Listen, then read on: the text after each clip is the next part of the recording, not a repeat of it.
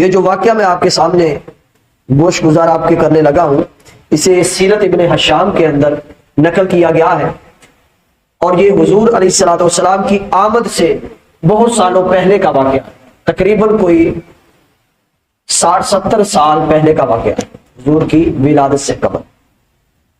اور یہ بادشاہ ہے یمن کا، اس نے ایک خواب دیکھا، وہ خواب آپ کو بیان کرنے لگا ہوں، اور خواب کے بعد اس کی تعبیر بھی وہ اہل علم سے پوچھے گا، اور اس کی تعبیر بھی آپ کے سامنے میں رکھوں گا۔ تو یہ بادشاہ ہے یمن کا، اس کا نام ہے ربیعہ بن نذر۔ اس نے خواب دیکھا، رات کو سویا، خواب دیکھا، بڑا پریشان اور خوفزدہ ہوا، خواب بتایا نہیں۔ صبح جب اٹھا تو اس نے اپنے ملک کے تمام بڑے کاہنوں کو، جادوگروں کو، جو ماہر نجوم تھے، نجومی تھے، ان کو جمع کیا، جتنے بھی اہل علم تھے اس حوالے سے، خوابوں کی تعبیر کے حوالے سے جو علم رکھتے تھے، سب کو جمع کر لیا، اور جمع کر کے کہا کہ میں نے ایک بڑا پریشان کن، خوف زدہ کرنے والا خواب دیکھا ہے، وہ خواب کی تعبیر میں آپ سے پوچھنا چاہتا ہوں۔ تو اب وہ سارے جمع ہو گئے، تو سارے جمع ہوئے، جو تمام ملک کے جتنے جادوگر، اہل علم، ماہر نجوم رکھنے والے تھے، سارے جمع ہوئے۔ تو اب انہوں نے پوچھا، بادشاہ سلامت بتائیے کیا خواب دیکھا ہے۔ اب بادشاہ نے خواب بتانا تھا تو تعبیر کا پتہ چلنا تھا۔ اب بادشاہ نے کہا، ربیعہ بن نذر نے، کہ ایسے نہیں مجھے اطمینان ملے گا، مجھے سکون تب ہوگا جب خواب بھی تم خود سناؤ اور تعبیر بھی تم ہی بتاؤ۔ حالانکہ ایسا ہوتا نہیں ہے، یہ اصول نہیں ہے کہ بندے کو خواب آیا، دوسرے بندے کو کیا پتا کہ اس کو کیا خواب آیا ہے۔ اس نے کہا نہیں، مجھے سکون ہی نہیں ہوگا، میں تو خواب بیان کر دوں گا، تم تعبیر بتا دو گے، مجھے اطمینان نہیں ملے گا۔ اطمینان مجھے تب ملے گا جب خواب بھی تم بتاؤ اور تعبیر بھی تم ہی بتاؤ۔ اب جتنے اہل علم تھے اس ملک کے سارے جمع تھے، انہوں نے کہا کہ ہماری واہ نہیں ہے، ہماری واہ اس میں نہیں ہے، ہمارے پاس یہ طاقت نہیں ہے۔ عرب کے اندر انہوں نے کہا کہ صرف 2 شخصیات ایسی ہیں جو آپ کو خواب بھی بتا سکتی ہیں، اس کی تعبیر بھی بتا سکتی ہیں۔ عرب اتنے ذہین تھے، بڑے ذہین تھے، اور بڑا علم تھا ان کے پاس۔ تو ان 2 ہستیوں کا نام، 2 شخصیات کا نام بھی لیا۔ ایک کا نام تھا شک، شین اور 2 نقطے والے کاف کے ساتھ، اور ایک کا نام تھا سطیح، سین توئے یا یہ جس کو کہتے ہیں، اور ہا جیم کے ساتھ جو ہے ہوتی ہے اس کو ہا ہے۔ ایک کا نام تھا شک اور ایک کا نام تھا سطیح، یہ دونوں شخصیات تھی۔ اور بادشاہ کو انہوں نے کہا کہ یہ دونوں شخصیات آپ کو خواب بھی بتا سکتی ہیں اور اس کی تعبیر بھی بتا سکتی ہیں۔ بادشاہ نے دونوں کو بلا بھیجا کہ میرے دربار کے اندر حاضر ہو۔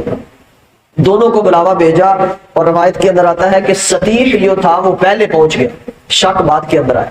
سطیح جب آیا تو اس نے بادشاہ کے سامنے حاضر ہوا، تو بادشاہ نے پھر وہی کلام کیا کہ میں خواب نہیں بتاؤں گا، مزہ تب ہے خواب بھی بتاؤ اور پھر اس کی تعبیر بھی بتاؤ۔ اب وہ تب خواب بتانے لگا ہے، بادشاہ تم نے کیا دیکھا ہے میں بتا رہا ہوں، سنو۔ تم نے خواب کے اندر بڑکتے ہوئے شعلے اور انگارے دیکھے۔ بادشاہ سر ہلا رہا، ہاں جی بالکل ٹھیک ہے۔ اور آگے بتایا کہ جو انگارے طریقی میں سے نکلے اور سرزمین تہامہ یعنی مکہ میں آ کر گرے۔ اب وہ خواب بتا رہا ہے، بادشاہ سر ہلا رہا ہے، بالکل ایسے ہی۔ اور پھر کہا کہ ہر وہ چیز جو کھوپڑی والی ہے اس کو وہ ہڑپ کر گئے، وہ انگارے جو شعلے تھے وہ سارے نکل گئے، ہر کھوپڑی والی چیز کو۔ اب جب یہ خواب بیان کر دیا، بادشاہ نے کہا سطیح تو نے بالکل سچا اور صحیح خواب جو میں نے دیکھا وہی بیان کیا۔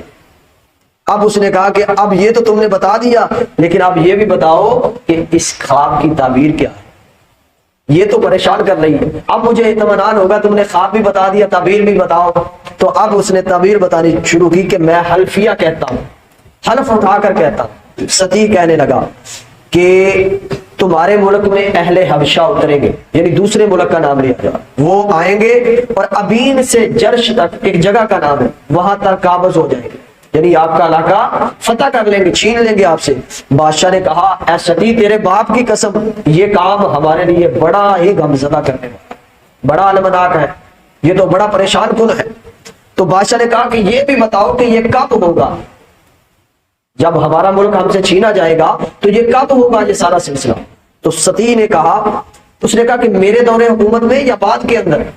تو اب اس نے کہا کہ تیرے زمانے کے 60 یا 70 سال کے بعد یہ کام ہوگا، تیرے دور حکومت کے بعد۔ تو اب بادشاہ نے کہا کہ کیا میرا ملک رہے گا کہ نہیں رہے گا، اور جو حکومت اس کے بعد آئے گی فتح کرے گی وہ ہمیشہ رہے گی کہ نہیں رہے گی۔ اب یہ سوال بھی اس نے پوچھ لی، علمی بندہ جو بیٹھا تھا سامنے، کہ میری بادشاہی رہے گی یا میری بادشاہی ختم ہونے کے بعد جنہوں نے دوبارہ آنا ہے ان کی کب تک رہے گی یا ہمیشہ رہے گی، یہ بھی پوچھ لیا۔ اور یہ بھی پوچھا کہ وہ کس قبیلے سے ہوگا۔ اس نے کہا کہ جو اس کے بعد تمہارے علاقے فتح کریں گے ان کی ہمیشہ نہیں رہے گی، اس کے بعد ایک اور آئیں گے وہ فتح کر دیں گے۔ اور اس کے بعد اس نے کہا کہ پھر اس کے بعد ان کو بھی ایک گروہ، ایک بادشاہ ختم کر دے گا۔ اس نے کہا کہ وہ کون ہے؟ اس نے کہا کہ وہ ایک نبی ہوگا۔ وہ کیا ہوگا؟ وہ ایک نبی ہوگا جس کی طرف رب کی طرف سے وحی بھی نازل ہوتی ہے، وہ اس کو آ کر ختم کر دے گا۔ بادشاہ نے کہا وہ کس قبیلے سے ہوگا؟ اس نے وہ بھی بتا دیا، فہر بن غالب، یعنی حضور کا سلسلہ نسب ہے اس کے اندر یہ نام آتے ہیں۔ تو اس نے کہا کہ اس حکومت جو یہ بنائیں گے، نبی آئیں گے، یہ فتح کریں گے، ان کی حکومت اس وقت تک رہے گی جب تک یہ زمانہ ہے، یعنی قیامت تک پھر ان کی حکومت ہی رہے گی۔ یہ بیان کر دیا۔ بادشاہ کو پتا نہیں تھا کہ یہ زمانہ بھی ختم ہو جائے گا۔ اس نے کہا زمانہ بھی ختم ہو جائے گا؟ اس نے کہا ہاں زمانہ بھی ختم ہو جائے گا، اور ایک دن آئے گا کہ نیک بھی حاضر ہوں گے، بد بھی حاضر ہوں گے۔ جنہوں نے اچھے کام کیے ان کے لیے خوشخبریاں ہوں گی، جنہوں نے برے کام کیے ان کے لیے ذلیل و رسوائی کا کام ہوگا۔ تو اب اس نے یہ بتا دیا کہ آخر تک ان کی حکومت رہے۔ اب بادشاہ نے پھر پوچھا، یہ کام جب ہو گیا پھر اس کے بعد دوسرا شخص جس کا اس نے بتایا شک، یہ تھا سطیح۔ اب آیا شک، اس کے بعد پہنچا، بادشاہ نے اس سے بھی وہی سوالات کیے اور اس کے جوابات بھی وہی تھے۔ خواب بھی اس نے بتایا اور اس کی تعبیر بھی اسی نے بتا دی، اور وہی کچھ بتایا جو پہلے سطیح نے بتایا کہ ایسے تمہاری حکومت ختم ہو جائے گی، اور ایک نبی کا ظہور ہوگا جو آ کر سب کچھ ختم کر دے گا۔ اس پر رب کی طرف سے وحی بھی نازل ہوتی ہوگی، اور اس کا جب دور حکومت شروع ہوگا تو قیامت تک رہے، جب تک زمانہ ختم نہیں ہو جاتا۔